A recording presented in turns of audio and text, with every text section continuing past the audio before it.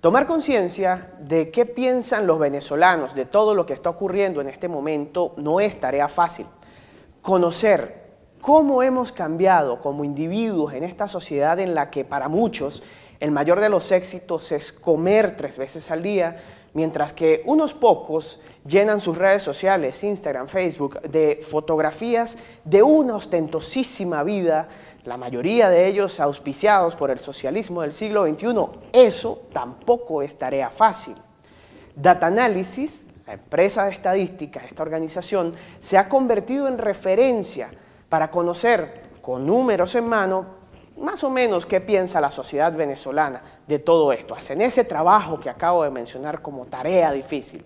Su presidente, Luis Vicente León, se ha convertido en una voz incómoda de análisis político, incómoda para todas las partes. Él no ha vacilado para señalar el estruendoso fracaso del chavismo en la política, pero tampoco lo ha hecho para señalar los también fuertes fracasos de la oposición venezolana para convertirse finalmente en una fuerza política que cambie la tinta con la que se está escribiendo la historia contemporánea.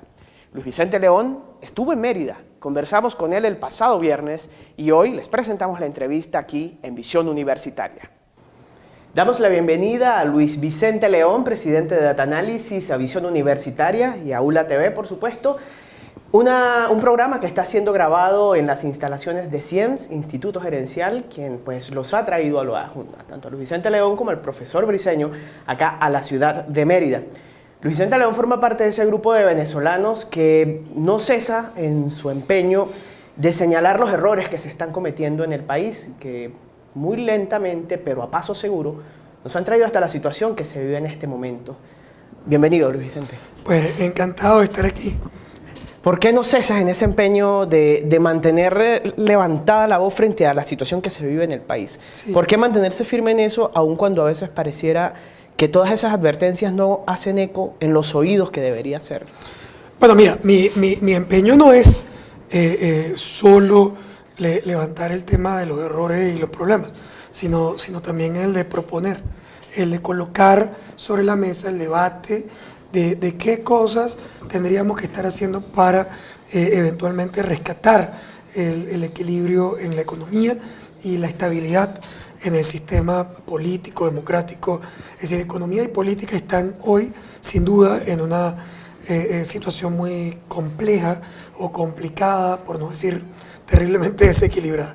Entonces, claro, viene atada la necesidad de rescate, de colocar sobre la mesa los errores, a ponerlo o exponer los problemas, pero luego también rellenarlo de propuestas y acción. Claro. Y porque para mí el tema de la crítica o sola, pues tampoco funciona. Somos expertos muchos en eso en Venezuela. Sí, claro, siempre es importante, y no solamente es importante, sino que es un derecho y un deber la crítica. Es decir, en la democracia es fundamental que nosotros entendamos que no se puede criminalizar la crítica. La crítica forma parte natural, bienvenida, y sobre todo cuando estamos hablando de medios de comunicación, la labor fundamental está en, digamos, levantar alarmas sobre los problemas. Esa es una de las funciones fundamentales de los medios de comunicación. Pero en adición, el analista tiene que colocar a veces el dedo en la llaga de los problemas para rescatar la necesidad del debate y también para promover la toma de decisiones. ¿Y por qué no cesar? ¿Y por qué cesar? Es decir, nosotros necesitamos tener permanentemente una presión de cambio. Si pensamos que algo se está haciendo mal, es muy importante estar encima de él. Y algunas personas piensan que es perder el tiempo. Es decir, algunos creen que para que tú vas a estar permanentemente diciendo al gobierno que hay que abrir el mercado cambiario, que hay que negociar precios en el sector privado, que hay que reestimular el aparato productivo, que no hay forma de resolver los equilibrios sin buscar recursos en el mercado internacional, que vamos a tener la necesidad inminente de rescatar confianza. Si al final lo ha dicho 20 veces, 100 veces, 1.000.000 de veces y no te hacen caso. Entonces, yo cuando alguien dice eso, siempre me imagino que no tiene hijos adolescentes. me imagino que no, o si tiene los hijos adolescentes, le dijo un día, mijo, no se puede manejar y beber porque es peligroso. O usted tiene que llegar aquí antes de la 1 de la mañana o de las 2 de la mañana, primero porque es una regla y segundo porque es peligroso.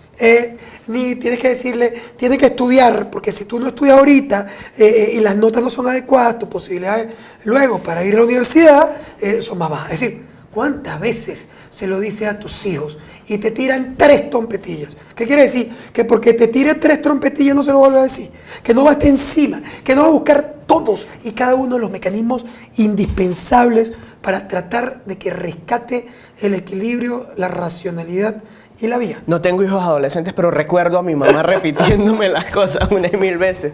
Luis Vicente, las opiniones que usted ha emitido no son, digamos, de agrado siempre para un sector.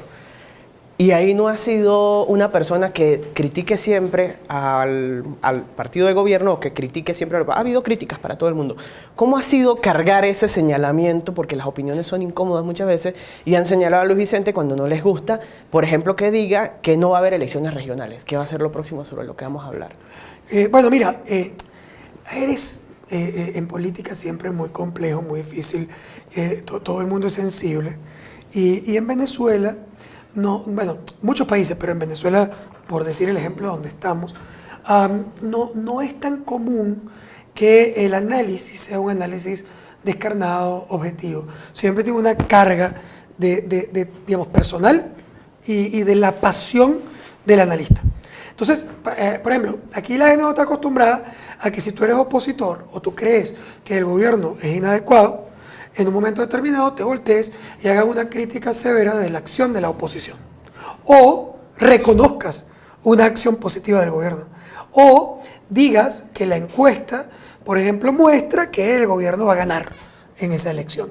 Ese no es el caso ahora, pero lo fue en el pasado muchísimas veces con el presidente Chávez. Entonces, la gente no entiende, porque, a ver, es muy simplista el análisis en Venezuela, no hay capacidad de pensamiento abstracto. ¿Y no hemos madurado con todo lo que se ha vivido? Yo diría que sí, yo diría que hoy, yo por ejemplo me siento mucho más libre, paradójicamente en un país con menos libertad de expresión, yo me siento mucho más libre al revés de poder criticar acciones de la oposición y conseguir cada vez menos y menos y menos grupos que sienten que es que tú eres un traidor porque haces eso. Es otra cosa porque ellos también lo critican. Las elecciones regionales, Luis Vicente, en días recientes pudimos leer declaraciones en donde pues alerta que si eso no se logra planificar antes de que termine el mes de enero, sencillamente no van a haber elecciones regionales.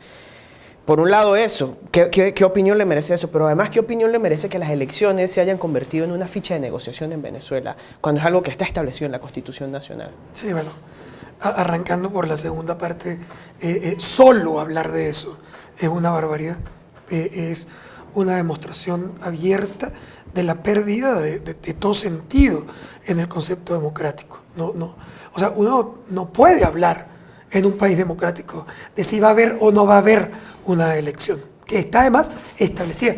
Todavía, yo que he criticado abiertamente al gobierno por los bloqueadores que estableció a la oposición para evitar un referéndum revocatorio, que es un derecho constitucional, sin embargo, reconozco que el referéndum no es igual que una elección regional o una elección de asamblea o una elección presidencial. O sea, no hay una fecha establecida en la Constitución para tener un referéndum. Hay una fecha a través de la cual tú tienes la oportunidad o el derecho de presentar unos recaudos y cumplir unos requisitos para convocar esa elección.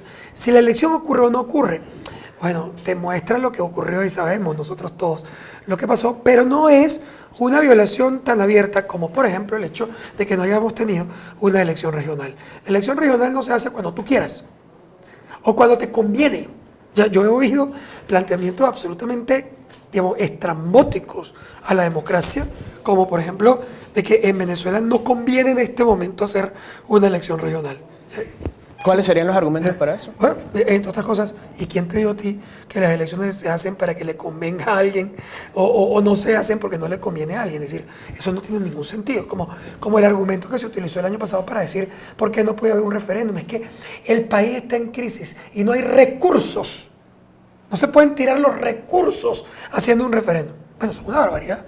Eso es como que entonces yo te diga que un presidente, por ejemplo, que destruya la economía porque es terriblemente malo, Entonces se queda de por vida, porque como destruyó la economía no hay plata, y como no hay plata no van a haber elecciones presidenciales y no se puede cambiar. Es decir, es absolutamente absurdo y destemplada la opción de plantearse que una elección en Venezuela o depende de que haya o no plata o depende de que le convenga o no convenga al país. Eso es una barbaridad. Ahora bien, pensando en esto de la conveniencia, supongamos que, como pareciera ser, se está dilatando el acto de las elecciones, esperando una oxigenación del partido de gobierno. Pero las acciones que están tomando no apuntan hacia una oxigenación. Se jactan como el mayor logro de repartir una bolsa de mercado que no llega a todo el mundo. Lo nuevo es el carnet de la patria. O sea, con las acciones que están tomando no parece que fueran precisamente hacia un camino en el que se recuperen. ¿O es que sencillamente no van a haber más elecciones entonces? ¿O puede haber una recuperación del chavismo? ¿Puede haber una recuperación de la economía venezolana sin un cambio de gobierno? Todas las anteriores son posibles. A ver, puede haber una estrategia a través de la cual no vayamos a una elección, o por lo menos no vayamos a una elección como nosotros la conocemos, sino más bien a una especie de nicaragüencización de la política venezolana, una elección en la que los partidos políticos opositores no son invalidados y al final el gobierno va solo a la elección, que es como no tener elección, Básicamente. o incluso peor. Sí, eso es una posibilidad, es un riesgo, y que además no es una teoría de la conspiración de los opositores, lo ha dicho explícitamente ayer, antier, voceros muy importantes del partido de gobierno. Y han dicho que la oposición no tiene partido, porque la MUD va a ser invalidada porque cometió un fraude en la recolección de fuerzas. Y los otros partidos ya no son válidos porque no participaron Y en todos la los fraudes que se han argumentado que ha cometido el PSUV, como las amenazas en los ministerios, esto no tiene el mismo peso en todo caso de una ilegalidad que pudiese llegar a una... Obviamente no lo tiene. En la práctica, por lo menos. Claro, obviamente no lo tiene porque al final de cuentas esta ya no es una batalla institucional. O sea, eso que tú estás planteando sería el planteamiento en un país normal, donde las instituciones responden a la Constitución. Y obviamente entonces, digamos, lo que es bueno para el pavo es bueno para la pava. Pero nosotros no estamos en un país así. Las instituciones no responden a la Constitución, responden a la revolución. Y además se sienten orgullosas de responder a la revolución. Entonces, bueno, ¿tú has visto alguna decisión relevante del Tribunal Supremo de Justicia en contra del Estado? ¿O en contra del gobierno? ¿O en contra del partido? No.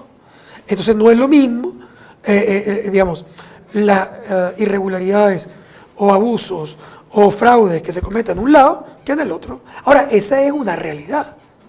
Entonces, cuando uno entiende la realidad, entiende también cuáles son sus retos para resolverlo. Porque si no, entonces te queda ahí pegado en una cosa que no tiene sentido. Por ejemplo, en un lamento. A mí siempre me impacta cuando lo leo en Twitter o cuando me escriben en un correo. Y entonces la gente además de lo mejor intencionada y te dice, pero es que la Asamblea Nacional es culpable porque ella tenía que haber destituido a Maduro, renombrado a los magistrados del Tribunal Supremo de Justicia y se hubiera acabado el problema. La verdad, recuerdo una entrevista de Luis Vicente León que decía, ¿y si no? Para completar la frase. Destituirlo, y si no, ¿qué ocurre? No ocurre nada. O sea, destituir. O sea, pero si es que tú has dicho 60 cosas, has hecho leyes y con esas leyes y esas cosas han hecho lo que les dio la gana. Fueron a un Tribunal Supremo que siempre va a decir que lo que la Asamblea haga es inválido. Entonces no va a ser inválida una decisión, por ejemplo, de renombrar a los miembros del Tribunal Supremo de Justicia. ¿Y qué pasa? Cuando el tribunal diga lo que tú estás diciendo, te tiro 3 trompetillas. ¿Qué pasó? ¿Qué pasó con la declaratoria de abandono del cargo del presidente Maduro? Que, por cierto, también era una locura. Es decir, es una locura que el Tribunal Supremo de Justicia permanentemente diga que lo que dice la Asamblea Nacional, que es la Casa del Pueblo, es inválido. Pero también es absolutamente absurdo que la Asamblea Nacional de Venezuela decida en un momento determinado decir que el presidente Maduro abandonó el cargo. Si algo no ha hecho el presidente Maduro es abandonar el cargo. Más bien, por exceso de estar en el cargo haciéndolo de una manera inadecuada, el país está en una situación crítica. presidente Maduro está ahí, está gobernando, controla las instituciones, la plata, los medios, los militares, las armas, lo que te dé la gana. Entonces, tú puedes decir que el presidente Maduro abusa del poder. Está mucho. O abusa en negativo, abusa utilizando su control institucional. Pero por Dios, que el presidente abandonó el cargo es una cosa absolutamente destemplada. Hay una idea que planteaba Luis Vicente a finales de 2015 y que la recorre todo 2016, el año de la primitivización del venezolano. ¿Cómo ha cambiado el individuo a la luz de esta situación en donde se percibe como el mayor éxito conseguir comida, donde ya no se para resignado a hacer la cola, sino resignado a tal vez hacer la cola y no lograr nada? ¿Cómo ha cambiado la idiosincrasia del venezolano frente a toda esta situación? ¿Ha madurado? ¿No se asume protagonista de su historia todavía? ¿Han variado sus códigos frente a cosas como la mitificación de los delincuentes? Lo vemos en los autobuses, las deidades malandras, por ejemplo. ¿Cómo ha cambiado el venezolano en medio de todo lo que se está viviendo? Bueno, mira, yo creo que es obvio. Primero que es un proceso de habituación a la pérdida de los derechos y al alejamiento de la modernidad. O sea, Venezuela ya no es un país moderno. No lo es económicamente, y no lo es políticamente, y no lo es socialmente. Es obvio, además, es un tema que está a la vista de todos. Tan obvio que cuando tienes algo moderno, esto te impacta. Te impacta el teleférico de Mérida. O sea, ay, qué bello, qué bonito. O sea, te impacta. O sea, te impacta, no sé, una buena obra de teatro. O que reparen algo, que reparen alguna falla en algún lado y que dure más de un mes funcionando. Pero ¿por qué? Bueno, porque son cosas absolutamente atípicas. Si son atípicas, entonces te tiene que impactar que sea atípico. Eso básicamente nos indica que en realidad el venezolano se ha ido acostumbrando, habituando a esa pérdida de derechos, a esa pérdida de ingresos, a esa pérdida de oportunidades, y que empieza a dar las gracias por las migajas, porque eso es normal. Ese es el proceso de habituación normal del ser humano. Si cuando tú metes a una persona en la cárcel, incluso en una cárcel terrible, los primeros días esa persona la pasa, digamos, en depresión total, es una cosa espantosa. Pero a lo largo de un tiempo se acostumbra, se habitúa al hábitat nuevo. Y al final llegan a ocurrir cosas tan locas como que un preso se siente en casa, en la cárcel, y que cuando siente que va a salir, se siente estresado. Dar gracias por las migajas, ¿será eso un plan finamente diseñado o una casualidad fortuita de esta serie de errores que se han cometido? Mira, yo soy, digamos, un poco reacio a pensar tantas teorías de la conspiración y tanta capacidad de planificación del gobierno y del partido en la maldad. Es decir, porque si tú tuvieras capacidad de planificación sofisticada para la maldad, tendrías también algo te quedaría para planificar la organización de un hospital o para administrar las divisas, para que no falte la comida o que no falte la medicina, que evidentemente te impacta negativamente en la evaluación de gestión. Entonces, un gobierno que no es capaz de tener papel toalé, no puedo yo otorgarle esa sofisticación de pensamiento tan agudo como para planificar todo lo que está ocurriendo en el país. Yo creo que han pasado cosas. Algunas cosas se planifican, otras no, otras te salen, ensayo y error, hay de todo.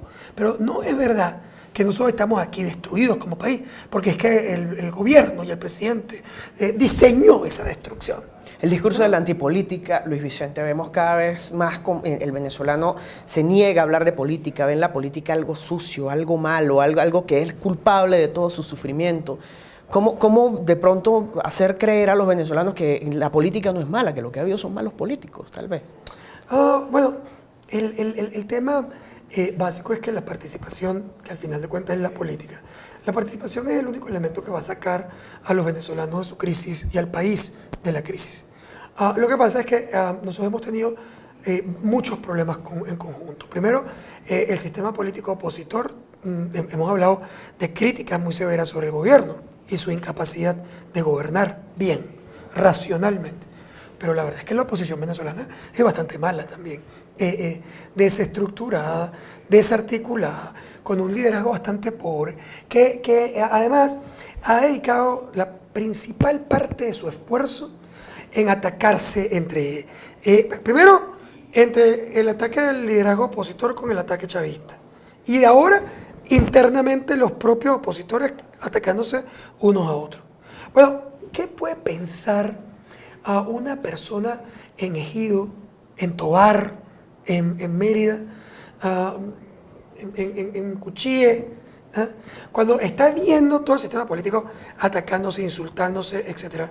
Y nadie hablándole a él, nadie proponiéndole a él, nadie haciéndole una oferta concreta de mejora, nadie permitiéndole soñar en un cambio, en una Venezuela posible. O sea, si no hay nadie que te está hablando a ti, sino que se están insultando y peleando entre ellos, tú te quedas como la guayabera por fuera y al final entonces tú no puedes sentir ni confianza, ni cariño, ni deseo, ni nada con ese liderazgo.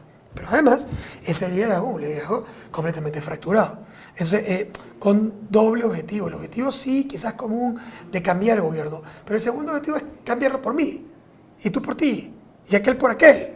Y entonces al final terminamos siendo también nosotros adversarios o enemigos en la batalla política, cuando para poder enfrentar a Chávez, ya a Maduro, pero y también a Chávez, no solo a Maduro. Es más, en este momento probablemente más a Chávez que a Maduro, porque Chávez tiene 52% de evaluación positiva, mientras que Maduro tiene 18%. Ya que menciona eso, lo que está ocurriendo en Venezuela es el camino al que se ha llegado, por el que nos dejó transitando Chávez, o como muchos dicen fue que Nicolás Maduro dilapidó la fortuna política que heredó. Bueno, ¿esto iba a pasar, estuviera Chávez o no? Es difícil, ¿sabes? Nunca podemos saber qué hubiera hecho Chávez. Quizás si nosotros revisamos su estrategia o su acción política en el pasado, uno hubiera podido presumir que Chávez tenía más fuerza, más popularidad, más decisión, y sobre todo tenía más influencia en el venezolano, que además le daba el beneficio de la duda y le permitía tomar decisiones esperando cosas más en el futuro que en el presente. En el caso de Maduro no. Maduro no tiene ni esa popularidad, ni esa fuerza, ni ese carisma, ni logra que la gente esté dispuesta a confiar en él y a postergar gratificaciones. Por tanto, eso hace que para Maduro sea más difícil gobernar que lo que le fue al presidente Chávez. Por otro lado, Maduro tuvo que ceder mucho más que Chávez, porque no era popular. No siendo popular... Pero ceder dentro de su propio grupo. Claro, ceder a los militares, por ejemplo, para poder tener apoyo más allá del tema popular. Por ejemplo, empresas militares no se investigan. Bueno, más allá de eso... Ejemplos abundan. Más allá de eso, lo que quiero decir es que lo incorpora en el gobierno de manera activa y lo hace co-gobernar. Es distinto a que en efecto Chávez también incorpora el sector militar, pero ahí no cogobernaba nadie, gobernaba Chávez. Hoy el tema es más cogobernado, y hay mayor dependencia de Maduro al sector militar como de Maduro a los radicales de su partido. Entonces eso es una situación distinta a la situación convencional. Luis Vicente, las universidades venezolanas han tenido un rol preponderante no solo en la Venezuela actual, en donde pues han capitalizado tal vez mucha protesta y todo, sino en la formación de la clase gobernante actual.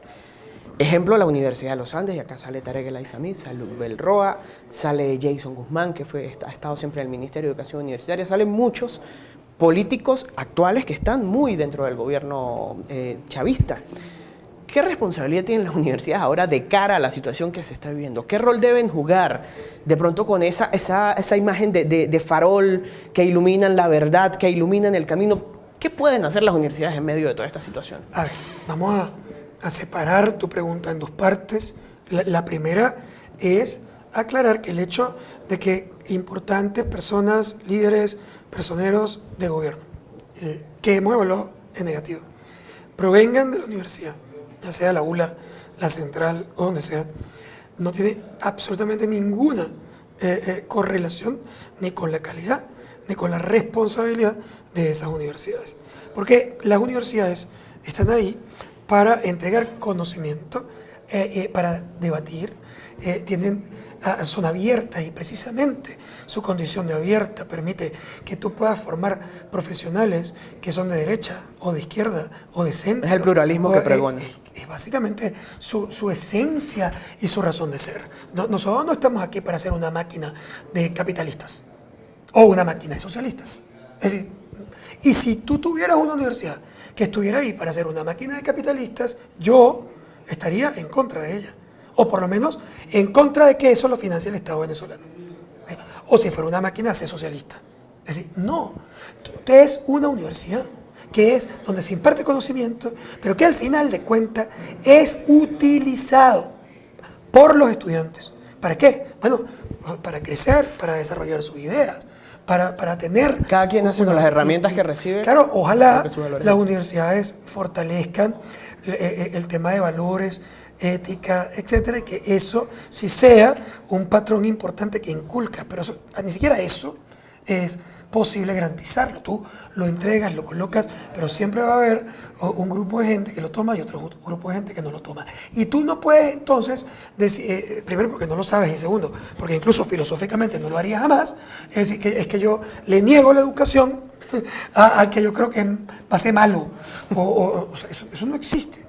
Por lo tanto, la universidad no es responsable de esto, porque vengan de ahí los dirigentes de ninguna parte. Ahora, si tienen una responsabilidad, la tenían y la tienen hoy. Y, por cierto, diría que hoy no se está cumpliendo cabalmente. Hay muchas que sí. Además, déjame aclararlo, porque siendo una crítica lo que voy a hacer sobre las universidades en Venezuela, en el canal de la universidad. Porque el canal representa el pluralismo del que estamos hablando, precisamente. A ver, pero antes de hacer esa crítica, lo que voy a hacer es, digamos, primero analizar el esfuerzo gigante que las universidades hacen en Venezuela, sin presupuesto, atacadas por el gobierno, destruidas financieramente, además amenazadas permanentemente. Es decir, es un tema terrible, que trabaja con las uñas, donde muchas escuelas básicamente están abiertas fundamentalmente porque simplemente por la mística tanto de los profesores como de los estudiantes. Basta pasearse por el hospital universitario para entender, digamos, primero el drama o sea, tú estás educando maestros, pero tú estás educando doctores, médicos, en un hospital donde no hay medicinas ni gasas.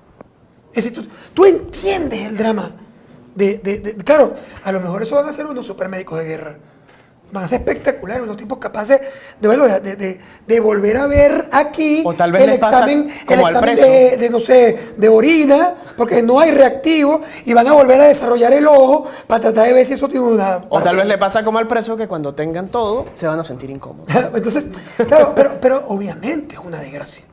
Es una desgracia lo que está ocurriendo. Y las universidades son una víctima de ese proceso.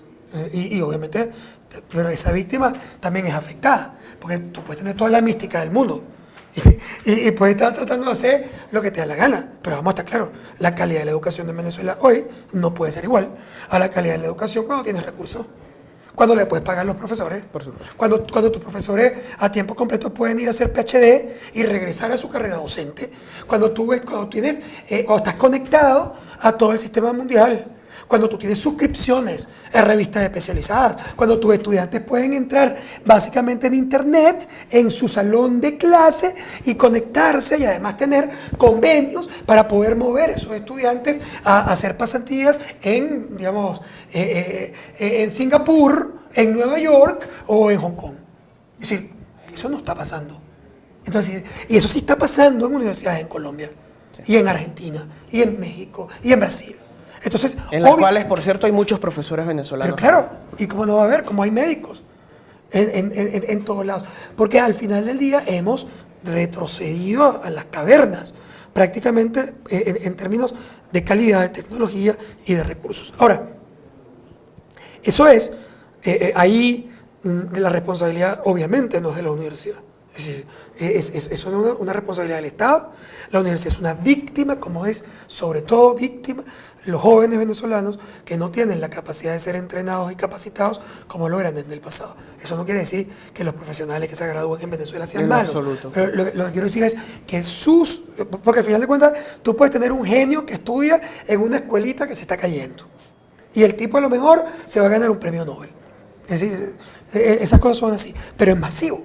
Hemos perdido capacidad de educar, de cambiar el estatus de los estudiantes en Venezuela y de agregarles real valor. Claro, es que la formación académica dejó de ser un camino de movilidad social. Claro, es que además, por otro lado, gradúas un profesional que cuando le sacas la cuenta no se puede tomar un café en Starbucks si tiene la suerte de que ni en una panadería acá a Miami. Luis Vicente, se nos está acabando el tiempo y quisiera...